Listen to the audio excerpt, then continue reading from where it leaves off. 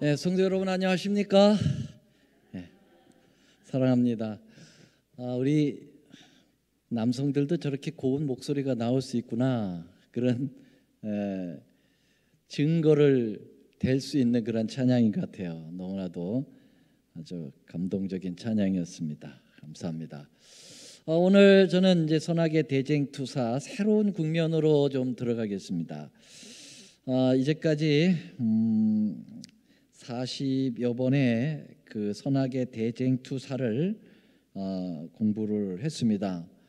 총 42개를 공부를 했거든요. 에덴 동산서부터 선악의 대쟁투가 시작이 된 것 같지만 사실은 어디서부터 시작됐죠? 하늘에서 시작됐죠. 그래서 하늘에 미가엘과 용가의 싸움으로 이제 시작이 되고요. 그 다음에 에덴으로 이제 내려와서 에덴에 죄가 들어오게 되자 또 에덴 동산에서 선악의 대쟁투가 일어났고, 그리고 가인과 아벨의 싸움을 통해서 이 선악의 대쟁투가 또 이렇게 첨예하게 맞붙게 되었죠. 그리고 이제 많은 노독들의 삶 속에서 하나님은 그 귀한 하나님의 종들을 통해서 하나님의 섭리와 사랑을 이끌어가는 반면에 사단은 그것을 끊임없이 방해하면서 하나님의 진리를 오도하게 만들어 버리는 것이죠. 그래서 아브라함의 생애 속에서 또 이삭의 생애 속에서 야곱의 생애 속에서 요셉의 생애 속에서 이러한 선악의 대쟁투가 아주 끈끈하게 이루어져 왔습니다. 거기에다가 이제 애굽으로 이제 장소가 옮겨져서 400여 년 동안 종살이를 시킴으로써 이스라엘 백성이 태동하지 못하도록 만드는 그런 아주 어려움이 있었습니다. 그러나 하나님은 끝내 모세를 보내셔서 그들을 끌어내셔서 가나안으로 이동을 시키면서 선악의 대쟁투는 더 치열하게 되었습니다. 그래서 광야 40년 동안에 끊임없이 선악의 싸움이 여전히 계속됐죠. 물론 그 애굽을 빠져나올 때에도 선악의 대쟁투가 아주 심하게 부딪혔습니다. 하나님은 제사를 드리러 나가도록 한다라고 해서 그리스도의 피를 내세웠고, 사단은 아니다, 일을 해야 된다 하면서 행위를 내세워서 그 사이에 결국 유월절에 피로 승리를 거두면서 나오게 되는 과정들 우리는 다 공부했습니다. 홍해를 건너는 것도 하나의 일종의 싸움이었고요. 마라의 쓴물도, 그 다음에 반석에서 물이 나오는 것도, 아말렉과의 싸움도 다 그러한 싸움의 일종이었습니다. 광야에 노뱀이 물렸을 때 하나님께서 노뱀에 물린 게 아니라 불뱀에 물렸을 때 노뱀을 높이 다루라고 한 것도, 그것도 선악의 대쟁투에 또 아주 중요한 표상적 의미가 나타나 있었죠. 그 다음에 여호수아의 생애 속에서, 그리고 삼손의 생애 속에서, 사무엘의 생애 속에서, 또 사울의 생애 속에서 사단에게 결국 승복을 당한 이 사울의 비참한 말로에 대해서도 우리는 공부를 했습니다. 그리고 다윗과 골리앗 싸움, 그리고 다윗과 밧세바의 그러한 유혹, 그리고 다윗과 요나단의 우정적인 가운데서도 하나님의 선과 악의 교차하는 그러한 모습들을 보게 되었고요. 다윗과 압살롬의 관계 속에서도 우리는 그 모습을 보게 되었습니다. 그리고 솔로몬 왕을 통해서 하나님께서 성전을 짓는 큰 쾌거를 이루지만, 또 사단은 이 솔로몬 왕을 이방 여인과 결혼하게 해가지고 이방 신을 섬기는 일에 또 사단은 성공을 하게 되죠. 그래서 나라가 이분열되고, 그래서 남방 유다와 북방 이스라엘이라고 하는 그러한 쓰라린 이 세포레이 나라가 갈라지는 그러한 참담함을 경험하기도 합니다. 그러면서 마귀는 끊임없이 이스라엘 백성들을 완전히 잔멸시키려고 바벨론 포로로 끌어가는 그러한 역사가 있게 되는데, 하나님은 이 나라가 망하지 않도록 부지런히 뭘 보냈을까요? 선지자들을 보냈습니다. 그래서 여기 에레미야 35장 15절에 보면 한번 같이 읽어볼까요? 시작. 나도 내 종 모든 선지자를 너희에게 보내고, 어떻게 보냈다고요? 부지런히 보냈다 그랬어요. 이 넘어가는 남방 유다, 북방 이스라엘은 이미 722년 BC에 멸망을 했습니다. 그러나 남방 유다는 이제 메시아의 계보를 잇는 중요한 계보가 거기 있었습니다. 왜냐하면 유다 지파와 베냐민 지파가 남았기 때문이죠. 주님은 어느 계파를 통해서 내려가죠? 베냐민이에요, 유다예요? 유다 지파죠. 유다 지파를 통해서 이제 메시아의 혈통적인 가계가 내려가는데, 그나마 이 유다 지파도 멸망을 시키려고 끊임없이 공격을 시도하죠. 그 공격은 물론 바벨론을 통해서 이제 멸망을 당하게 되지만은, 국가적인 바벨론뿐만 아니라 뭐 아수르, 뭐 그러한 많은 이방 세력들도 있었지만은, 이 자체 내에 이스라엘 백성들의 신앙 양심에 끊임없이 우상 숭배를 섬기게 하고, 그리고 율법주의에 흐르게 하고, 그래서 이제 이 신앙 자체도 무너지게 만드는 그러한 사단의 악의 아주 강력한 공격이 시도가 된 것입니다. 그때 하나님은 많은 선지자들을 부지런히 보내면서 이 넘어가는 나라를 막으려고 노력했지만, 결국은 어떻게 됐을까요? 예루살렘이 함락됐습니다. BC 586년입니다. 바벨론이 BC 605년서부터 연거푸 3번 쳐들어와 가지고, 첫 번 쳐들어올 때 바벨론에 다니엘과 세 친구가 끌려가죠. 그리고 수많은 포로들이 끌려갑니다. 하나님께서 그래도 뭘 주셨어요? 집행유예를 주셨어요. 은혜의 기간을 주셨어요. 정신 차려라.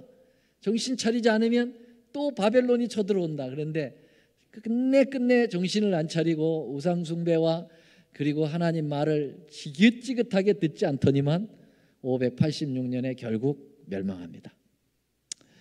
이 멸망은 무서운 멸망이었습니다. 왜냐하면 그렇게 거룩한 하나님의 복음이 전수되는 아름다운 성전, 솔로몬 성전이 완전히 무너졌기 때문입니다. 이것은 어쩌면 신앙의 하나님 여호와 신앙의 밑바닥까지 무너졌다, 이렇게 볼 수 있을 정도로 무너졌습니다. 그래서 드디어 바벨론으로 이제 포로로 끌려가게 되는데요. 이 장면들이 이제 다니엘서 1장서부터 12장까지 적나라하게 이제 나타나는데요. 저는 이제 제가 저녁 시간으로 남은 3시간이 남았습니다. 이제 이번 11월, 오늘서부터 11월까지 제가 가기 전까지는 제가 모든 설교를 다른 분에게 맡기지 않고 다 제가 할 겁니다. 마무리를 지어야 되겠어요. 그래서 물론 선악의 대쟁투가 구약과 신약까지, 계시록까지 가야 되는데 저는 그렇게까지 할 시간이 없어요. 그래서 구약까지만 마치게 되겠습니다. 그래서 3번 남았는데, 특별히 이제 구약을 종결지으면서 이 바벨론 포로로 끌려갔을 때 하나님께서는 여기에서 선과 악의 아주 첨예한 또 대립을 우리들에게 폭로하시고, 하나님께서 선으로 이끌어 나가시는 강력한 손길, 그리고 그것에 또 반대하여 악으로 도전하는 마귀의 손길이 얼마나 치열하게 이 바벨론 포로를 중심으로 해가지고 이루어졌는가. 여기에 이제 다니엘에게 계시를 주셔서 다니엘서 1장서부터 12장까지가 사실은 이제 구약 시대에 이러한 말씀이 나오지만은 다니엘서의 기별은 어디서부터 어디까지예요? 바벨론서부터 예수님 재림 때까지 이어지기 때문에 어쩌면 신약을 공부하지 않아도 선악의 대쟁투에 전체적인 국면을 이 다니엘서에서 볼 수 있겠다, 그렇게 보겠습니다. 그래서 세 번을 제가 이제 해야 되기 때문에 다니엘서가 몇 장까지 있습니까? 몇 장까지 있어요? 12장까지 있어요. 예, 그래서 12장을 나누기 3 하면은 몇 장씩 해야 됩니까? 예, 4장씩 공부해야 됩니다.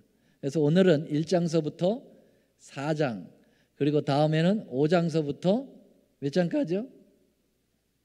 7장인가요? 8장. 예, 그리고 마지막에는 9장서부터 12장까지 이렇게 4장, 4장씩 이렇게 문제를 좀 다루게 되는데요.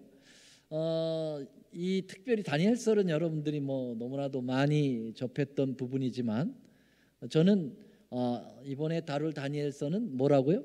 선악의 대쟁투 관점에서 다루게 되는 겁니다. 선악의 대쟁투 관점에서 요약하여 다루기 때문에 여러분들이 집중하여 들으셔야 되겠어요. 잠깐 한눈을 파시면은 몇백 년씩 날아갑니다. 잠깐 졸으면 200~300년 날아갑니다. 뭔 말인지 알겠죠? 여러분, 이 다니엘서의 그 역사가 어디서부터 어디까지라고요? 바벨론서부터 시작해가지고 어디까지요? 예수님 재림 때까지예요. 그러면 얼마의 기간일까요? 네, 지금부터 약 2500년 전 얘기니까요. 2500년의 역사가 이번에 다뤄지게 되는 것입니다. 자, 다니엘 1장. 이 다니엘 1장에서 선악의 대쟁투가 어떻게 시작이 됐을까요? 이렇게 시작됐습니다. 유다 왕 여호야김이 위에 있은 지 3년에 바벨론 왕 느부갓네살이 예루살렘에 이르러 그것을 에워쌌다. 지금 두 지역이 나옵니다. 하나는 바벨론, 하나는 어디요? 예루살렘. 예, 제가 여러분들이 쉽게 이해하기 위해서, 쉽게 알아보기 위해서 하이라이트를 했으니까, 예, 빨간 거는 적군입니다. 그렇죠? 예, 노란 거는 아군이에요. 하나님은 예루살렘을 통해서 당신의 섭리를 이루어 가시죠.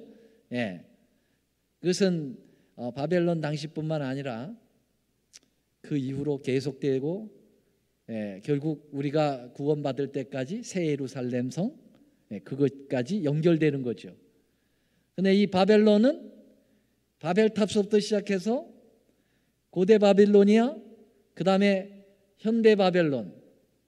여러분, 바벨론이 무너졌도다. 그래서 이 바벨론이 어디까지 가요? 예수님 재림 직전까지 가는 것입니다. 그래서 예루살렘은 하나님의 선의 본부고요, 바벨론은 사단의 본부인데요. 다니엘서 1장 1절부터 벌써 두 상징적 공간이 대립을 하고 있다. 이 바벨론은 사실 신할 땅 위에 세워졌습니다. 신할 땅은 뭐가 세워졌던 곳이죠? 창세기 11장 2절에 보면 바벨탑이 세워진 곳이죠. 그래서 바벨탑의 성격이 바벨론으로 이어졌다라는 거. 바벨탑의 성격은 하나님의 성격입니까? 사단의 성격입니까? 사단의 성격입니다. 자, 그래서 선악의 공간적 대쟁투가 이렇게 다니엘 초반부에 선과 악의 예루살렘과 바벨론으로 이렇게 첨예하게 대립되어 있습니다. 지도로 보면 이렇게 되어 있습니다. 예루살렘이 3개 대륙의 꼭지점에 있죠.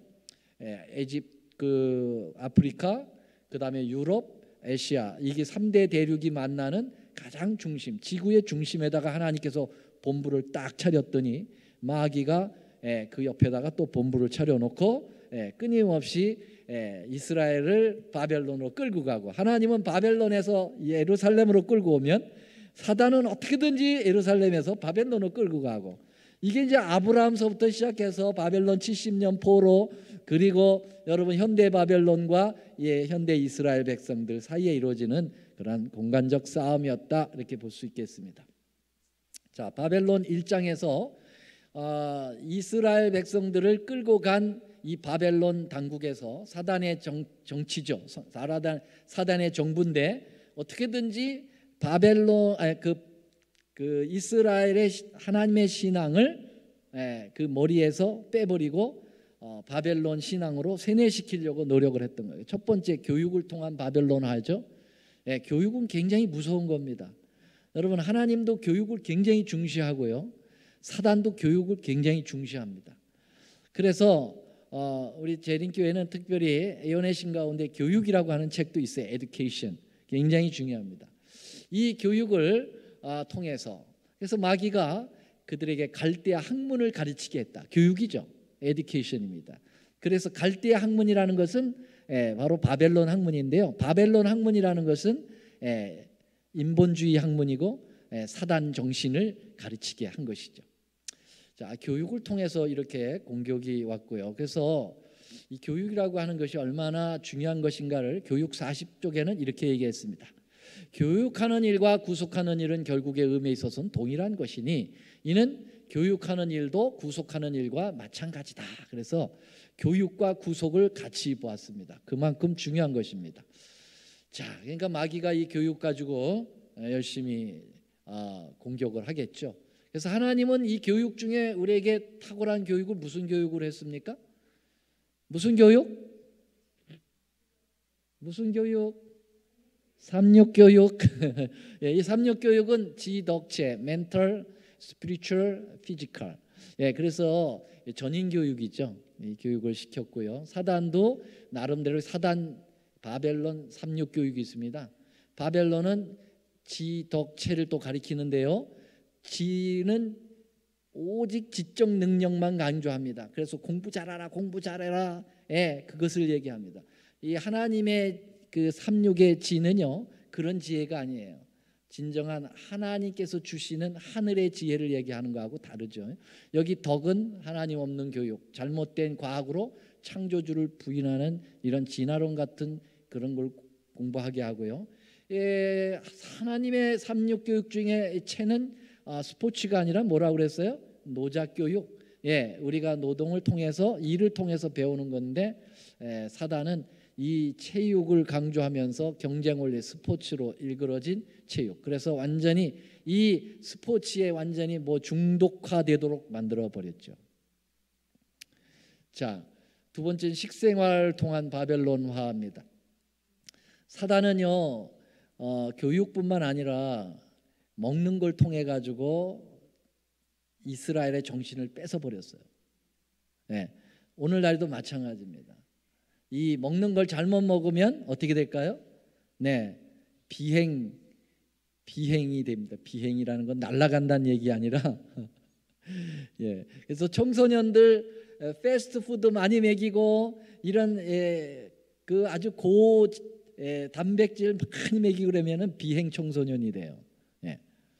식생활. 그래서 여기 다니엘 1장 5절에 보면 왕이 지정하여 자기의 진미와 자기의 맛이 포도주에서 그들을 날마다 쓸 것을 주어서 3년을 기르게 하는데 어떻게 해요? 자기 왕의 진미는 다 고기 종류고 제사 자기 신들에게 바쳤던 그러한 식물이고 그리고 완전히 타락한 음식이죠. 거기다가 이제 포도주는 술을 마시게 하는 거죠. 이런 것들 통해서 완전히 이스라엘의 그 고귀한 신앙을 완전히 말살시켜 버리려고 하는 작업이 있었죠. 다니엘이 세 친구는 이걸 거절합니다. 여러 가지 이유로 거절을 하는데요. 여기 잠깐 참고해 주시면 되겠습니다. 그 다음에 이제 이렇게 공격해 왔을 때 다니엘은 뜻을 정해서 뭘 달라고 그랬어요?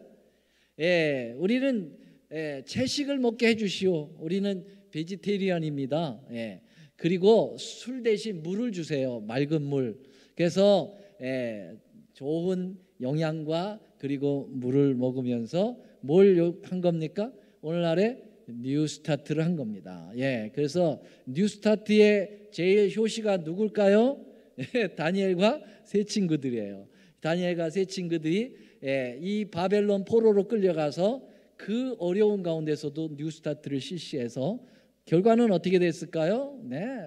10배나 더 탁월한, 그래서 수속 졸업을 하는 그러한 일을 하게 되죠. 그 다음에 마귀가 이름을 이제 바꿔가지고 바벨론화시키면 자꾸 이름을 부르면서 세뇌시키는 거죠. 원래 여기 보면 환관장이 그들의 이름을 고쳐서 다니엘을 벨드사살, 하나냐는 사드락으로, 미사엘은 메삭으로, 아사랴는 아벳느고로 이렇게 바꾸라 그랬는데요. 이름을 보니까 다니엘 굉장히 좋은 이름이에요. 하나님은 나의 재판장, God is my judge. 하나님은 여호와는 은혜로우시다. 그다음 미사엘은 누가 하나님께 속하였느냐. 아사랴는 여호와께 두고, 얼마나 좋아요. 그런데 마귀가 이렇게 이름을 바꿔 불렀어요. 다니엘은 벨드사가, 벨이라는 것은 그 마루두게 주신의 이름이거든요. 그 생명을 보호할 것이다. 이게 완전 잡신이 보호한다는 거예요. 하나냐는 월신에게 경배하는 자, 사드락으로 바꿨어요. 미사엘은 메삭으로 바꾸면서 포도주 여신에게 몸바친 자. 이름을 이렇게 아주 악독하게 지어서 부르고요. 아사랴는 아벳느고로, 마루두게 아들 나부신의 종이다. 이렇게 이름을 바꿔 부르면서 세뇌를 시켜버린 거예요. 너는 하나님의 백성이 아니야. 이제는 마루두게 백성이야. 그러면서 계속 이름을 부르면서 한 것이죠. 그 다음에 이제 네 번째로는 후대 정책에 잘 먹여. 그래서 이 다니엘의 세 친구들 잘 먹이고 잘 대접해주고 좋게 합니다. 그게 타락해요. 여러분, 어렵고 때로 핍박을 받으면요, 신앙은 더 견고해지고 더 정결해져요. 그런데 핍박이 물러가면요, 그때서부터 타협이 오게 되고 신앙이 무너지기 시작하는 거예요. 로마의 핍박이 왔을 때 그 서모나 시대 때 얼마나 순결했어요.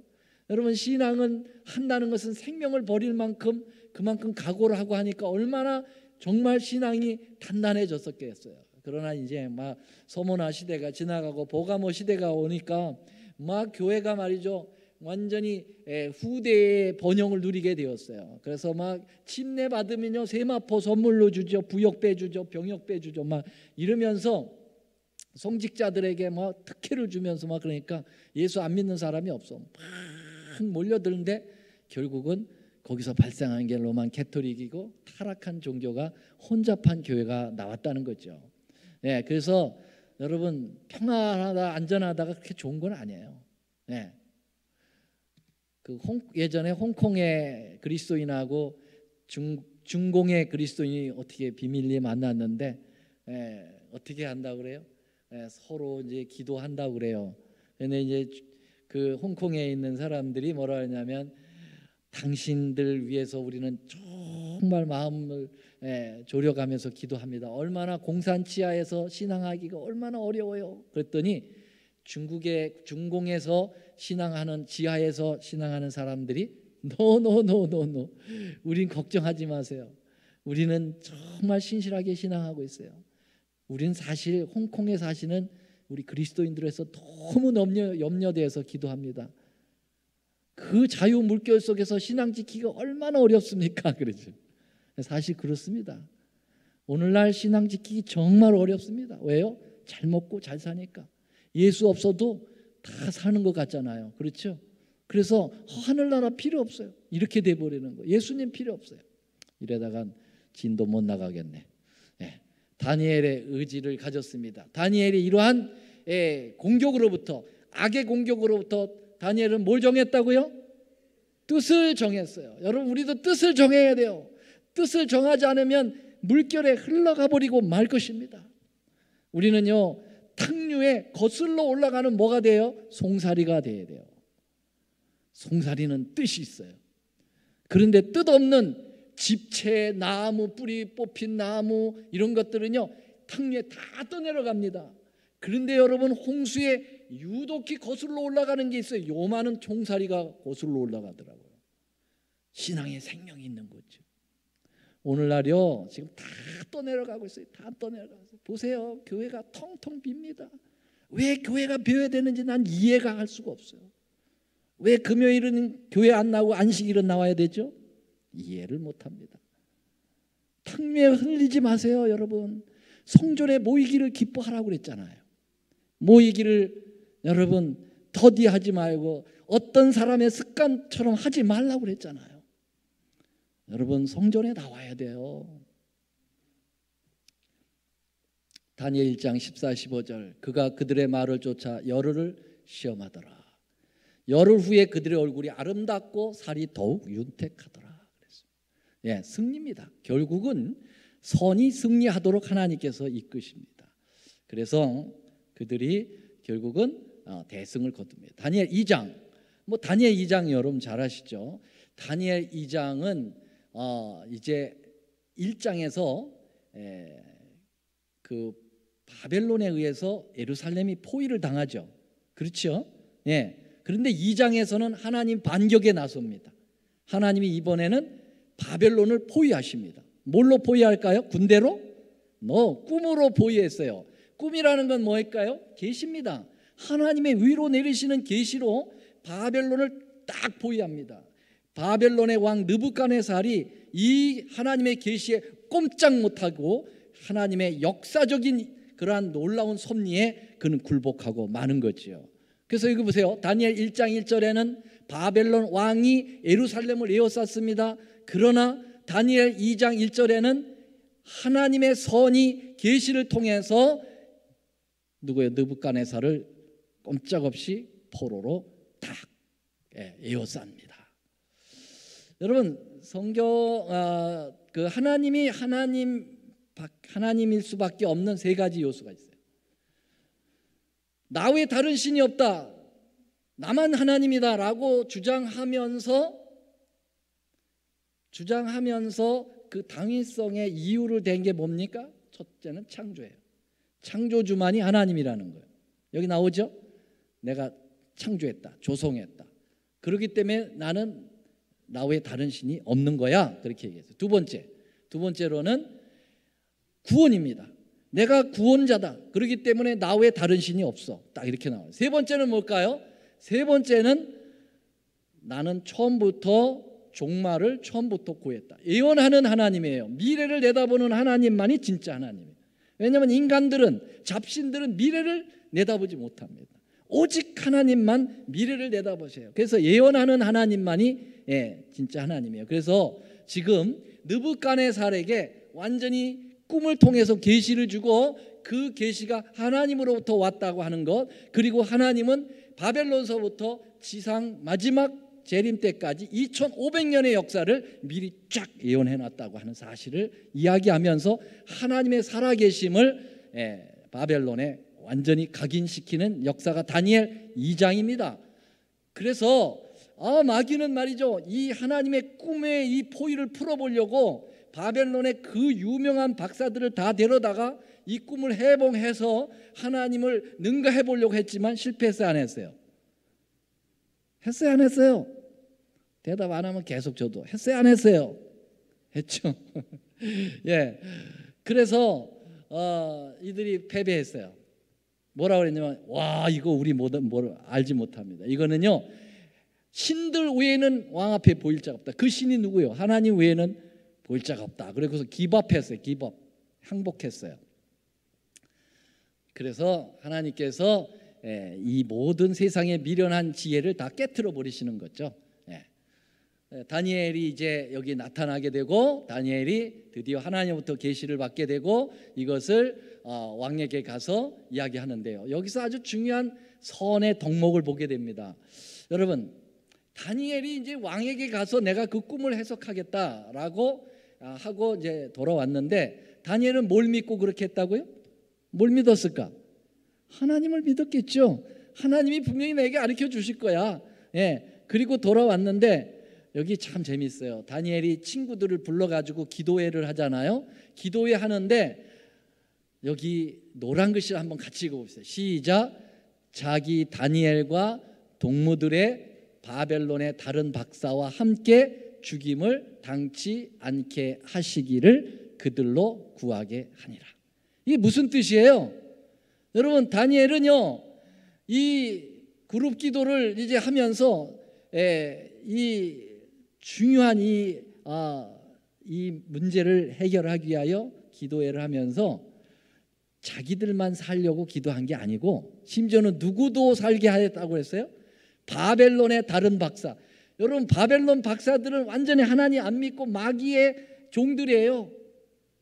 그 사람들 그냥 죽여버리는 것이 오히려 원수 갚는 건데, 다니엘은 선은 그렇지 않아요. 선은 이방 사람들이 할지라도 이번 일을 통해서 어떻게 하라는 거예요? 회개하고 주님께 돌아오도록 하는, 이게 저 선의 덕목이죠. 악하고 다른 거죠. 선악의 대쟁투의 관점에서 보면은요, 악은 끊임없이 선을 죽이려고 하지만 선은 악을 어떻게든지 회개시켜서 살리려고 하는 것입니다. 아멘.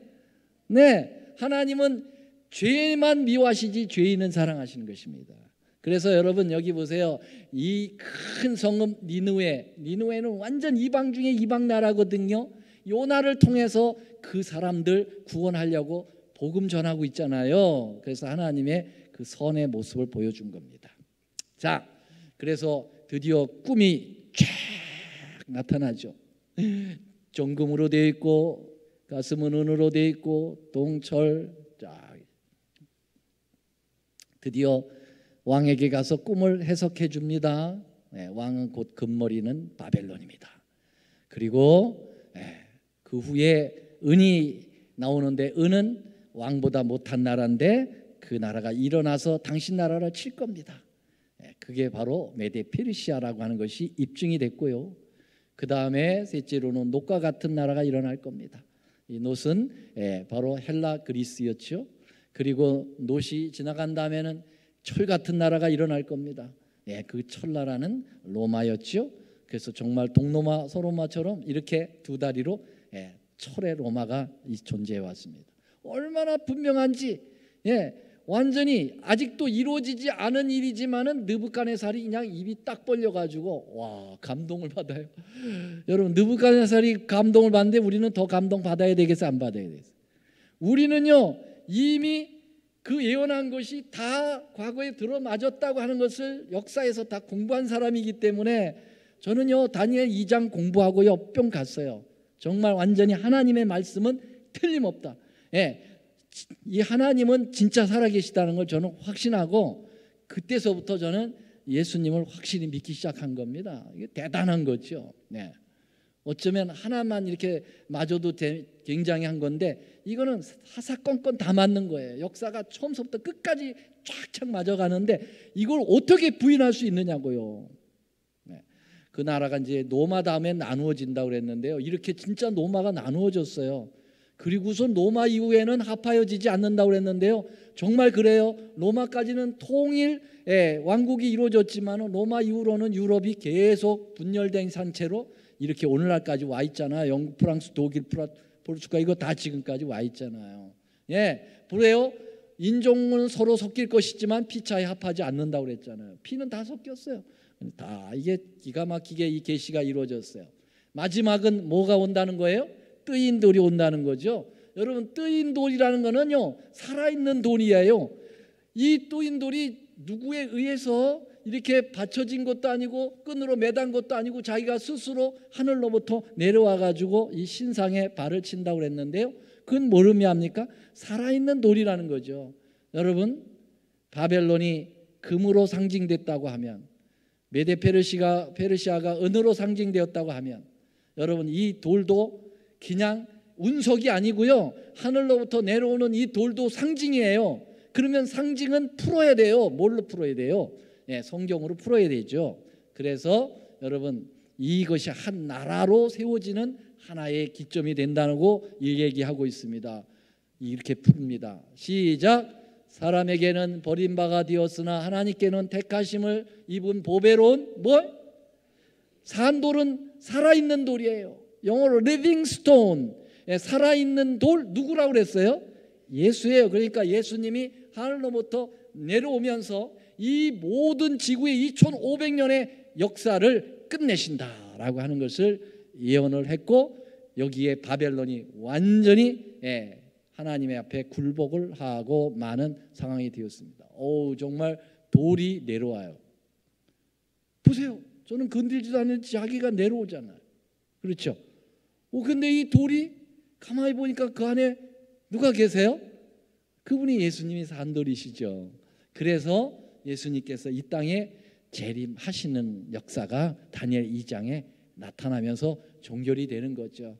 그래서 한번 같이 읽어볼까요? 무릇 이 돌 위에 떨어지는 자는, 다시 말하면 이 돌, 예수님 위에 내가 먼저 깨지지 않으면 나중에 이 돌이 와서 나를 깨면 끝난다 이 말이에요. 가루가 돼버린다. 어떻게 하실래요? 둘 중에 하나 선택하세요. 먼저 예수님께 가서 우리가 깨질래요? 아니면 예수님이 와서 깰까? 깨져야 돼요. 지금 우리의 자존심, 이기심, 욕심, 그러한 아주 불량한 거 이제 깨트려야 돼요. 그리고 주님이 내 안에 살아야 돼요. 다니엘 3장. 여러분, 다니엘 3장은요 2장과 연관되어 있어요. 어떻게 연관되어 있습니까? 여러분, 다니엘 2장에서 이렇게 쫙 세계의 역사, 2500년의 역사가 딱 제시됐잖아요.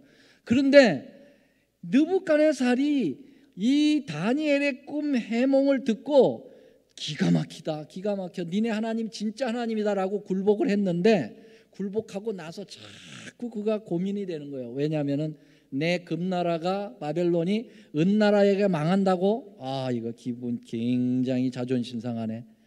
어떻게 나보다 못한 나라에 의해서 망한단 말이야. 내 나라는 영원히 가면 좋겠는데. 그래서 그가 자꾸 생각하기를 어떻게 했어요? 그러면 하나님의 계시를 바꿔버려야 되겠다. 하나님의 계시를 내가 바꿔버리면 될 거 아니야.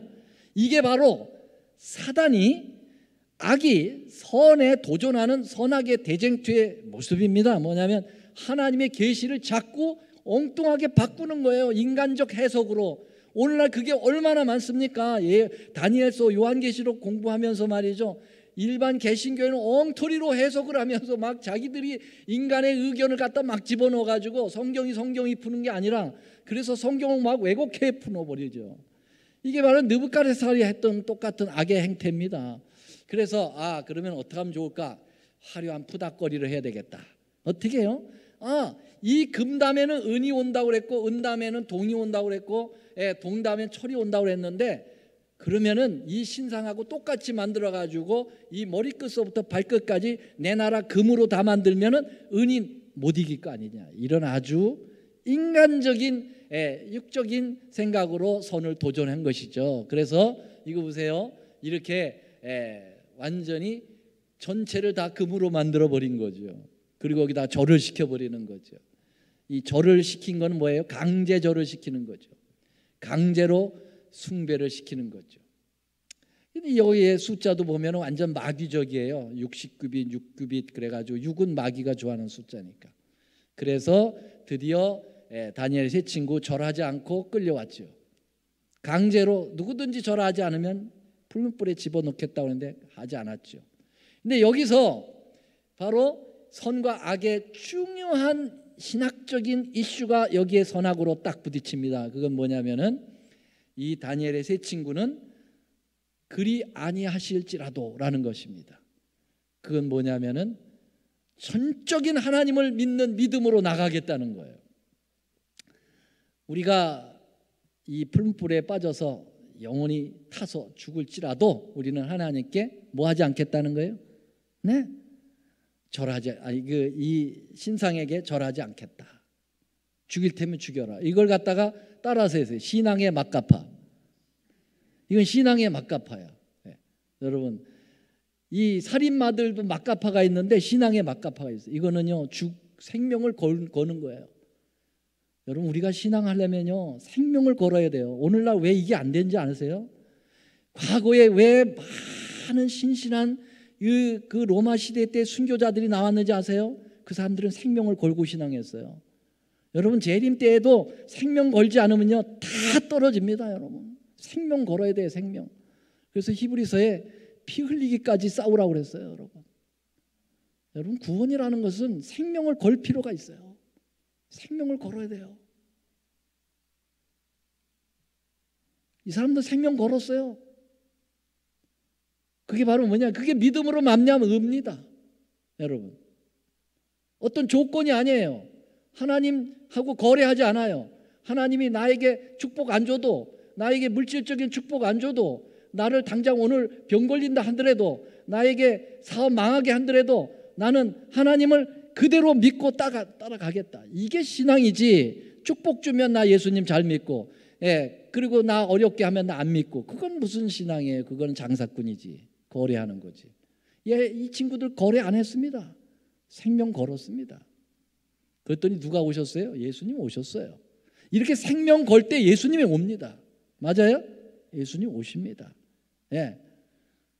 네가 불 가운데로 지날 때 너 사르지 못하게 할 거다. 왜냐하면 너는 내가 보배롭고 존귀하게 여기기 때문이다. 그래서 이 네 번째 사람이 누구냐 그랬더니 신의 아들 같다고 그랬잖아요. 신의 아들이 누구요? 예수님이지. 예수님이 직접 내려오신 거예요, 여러분. 여러분 생명 걸어보세요. 예수님이 직접 내려오십니다. 다니엘 3장이 대단한 겁니다, 이거. 그래서 결국 느부갓네살이 하나님 찬송하고 또 지는 거예요. 그래가지고 이 악은 항상 결론적으로는 집니다. 하나님이 늘 이깁니다. 그래서 이 악의 지도자였던 느부갓네살 하나님 찬양하잖아요. 다른 신이 없다고, 그분만이 신 있다고. 여러분 정치가 종교를 강제할 때는 언제든지 종말이 온다는 사실입니다.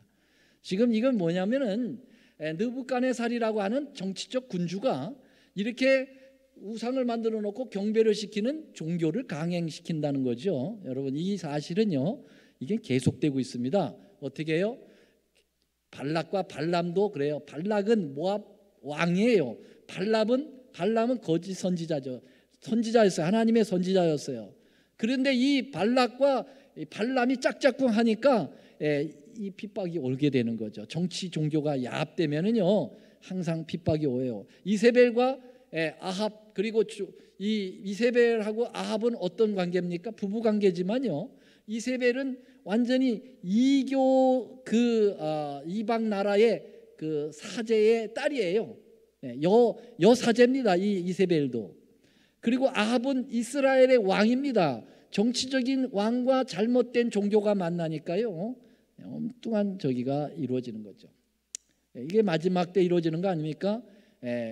미국이라고 하는 거대한 정치적인 세력과 캐톨릭이라고 하는 거대한 종교 세력이 정치와 종교가 이렇게 스캔들을 하게 되면은 엄청난 뭐가 옵니까? 사형 명령이 내리는 거 똑같아요. 다니엘 3장에서 이루어진 것처럼 우상 만들어 놓고 거기다 절하지 않으면 풀무 속에 집어서 다 죽여버리겠다. 똑같아요. 우상 만들어 놓고 이 짐승의 우상에게 경배하지 아니하면 몇이든 다 죽이겠다. 요한계시록 13장에 나오는 겁니다. 선악의 대쟁투가 다니엘 13장에 계시록 13장이 엮여서 나오게 되는 거죠. 자, 다니엘 4장 이제 5분 안에 마칩니다. 다니엘 4장은요, 이것은 느부갓네살이 뭐 한 겁니까? 자기의 그 경험을, 자기의 그 뭐랄까 간증한 거예요. 이방 왕이 간증해 가지고요 글로 남긴 것을 다니엘이 그것을 성경에다가 실은 것입니다. 그래서 성경 중에 성경의 기자들은 대부분 다 하나님의 종들이었어요. 그렇죠? 그런데 놀랍게도 이방 왕이 성경을 기록한 것은 느부갓네살이 기록한 다니엘 4장밖에 없어요. 놀라운 것입니다. 여러분 회개하면은 하나님의 말씀이 위탁될 수도 있는 거죠. 그래서 느부갓네살이 내게 행하신 이적과 기사를 내가 알기로 즐겨한다 그러면서 이 간증을 하게 된 거죠. 그 간증을 한 게 뭡니까? 내가 어느 날 꿈을 꿨는데 큰 나무가 섰는데 그 나무가 하늘에 닿기까지 컸다. 그런데 어느 날 순찰자가 내려와서 그거를 잘라 버리더니 밑둥만 남았다. 그리고 이 밑둥이 결국은 이렇게 그 동에 매여 주어서 어느 때까지 있다가 이제 그것이 이루어졌다. 이제 이런 7대를 지나면서 이제 이런 얘기가 나오죠. 시간이 없어서. 자, 이렇게 이 꿈도 해석을 못하고 느부갓네살이 고민하고 있을 때 역시 다니엘이 불림을 와서 꿈의 해몽을 해주죠. 이 큰 나무는 당신입니다. 이 큰 나무는 당신인데 이 당신이 하나님의 은총을 받아서 지금 세계를 제패하는 제국이 됐습니다. 그런데 당신이 하나님을 무시하고 자꾸 당신이 잘난 체하고 그러고 하나님을 경배하지 않고 자기를 높이고 그러면은 당신 이 나무 잘라질 겁니다. 그래서 여기에 있는 새들, 짐승들이 다 도망간 것처럼 당신 제국에 있는 모든 것들이 당신을 다 버리고 도망갈 겁니다. 이제 이렇게 계시를 하고 조심하십시오. 경고를 준 거예요. 하나님께서 경고를 주신 거죠. 그런데 느부갓네살이 그것을 안 들었는데요. 안 듣게 되면 어떻게 되느냐? 짐승이 될 겁니다. 소처럼 짐승이 돼서 풀을 뜯고 지내다가 어떻게 될 거라고요? 이제 당신도 어려움을 당할 거다라고 하는 이 나무는 곧 왕이라고 이제 얘기를 했습니다. 그래서 결국은 어떻게 됐느냐? 그러니까 12달이 지나서 결국은 그 일이 이루어졌다는 거예요.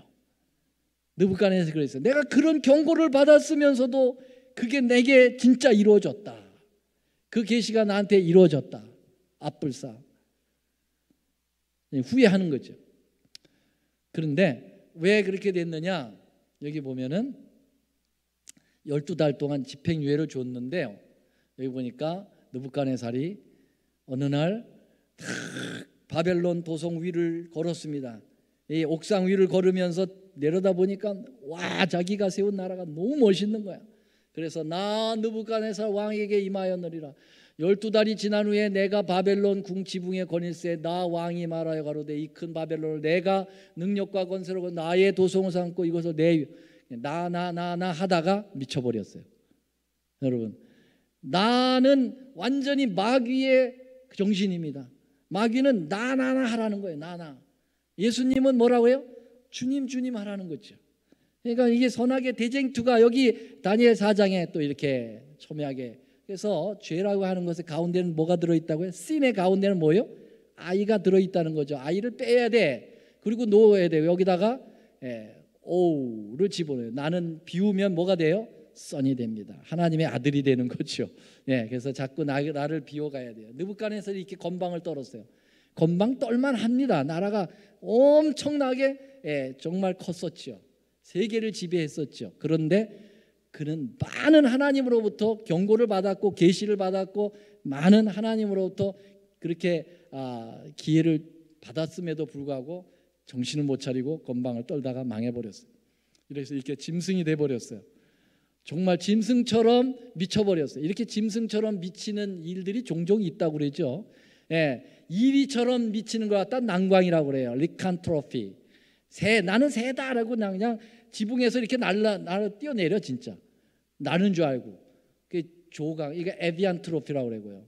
우강, 소처럼 미치는 것 같다가 보안트로피라고 그러는데요. 여러분, 이 느부갓네살이 보안트로피에 걸린 겁니다. 가끔 왕들이 하도 교만해가지고 이렇게 병들이 걸린다고 그래요. 프랑스 찰스 4세, 덴마크 크리스찬 7세, 영국의 조지 3세, 이런 사람들이 정신병을 알았는데 이러한 무슨 병이 알았다고요? 리칸트로피, 이러한 짐승처럼 미쳐버리는 병에 걸리는데 느부갓네살이 그렇게 했어요. 그런데 그가 결국 7년이 지나고 하늘을 우러러 볼 때 그때 정신이 돌아오면서 왕위를 회복하고 하나님 앞에 나오게 되고 그는 회개하게 되고 그리고 그 간증을 기록하게 되고 다니엘 4장에다가 그것이 실렸다라고 하는 사실입니다. 그래서 다니엘 4장에서도 선과 악의 가장 중점이 뭐냐면 나냐 아니면 하나님이냐, 이 두 가지의 싸움을 잘 요약하고 있다라고 그래요. 그래서 우리도 어떻게 되겠어요? 어디를 바라봐야 돼요? 하늘을 바라봐야 돼요? 위를 바라봐야 돼요? 땅을 쳐다보면 뭐밖에 못 주서? 동전밖에 못 주서. 여러분, 위를 쳐다봐야 구원을 주습니다. 구원. 다 같이요. 시작. 그러므로 너희가 그리스도와 함께 다시 살릴 것을 받았으면 어디를 찾으라고요? 위의 것을 찾아라. 위의 것을 생각하라. 그리고 땅의 것을 생각하지 말라. 위에 누가 계십니까? 예수님이 계십니다. 힘들어.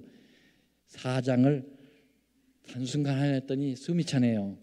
어떻든 4장 마쳤습니다. 오케이. 다음 시간 기대해 주시기 바랍니다. 사랑의 아버지, 선악의 대쟁투가 치열한 그러한 모습은 에덴서부터 시작해서 구약 전체, 신약 전체 시대를 아우르고 어쩌면 이 재림의 직전에 있는 이 시대가 가장 치열한 선악의 싸움이 있는 시간이라고 저는 믿습니다. 아버지, 이럴 때 위를 바라보며 예수님을 붙들고 주님 끝까지 견디는 신앙을 갖게 하여 주시옵소서. 예수님의 이름으로 간절히 기도드립니다. 아멘.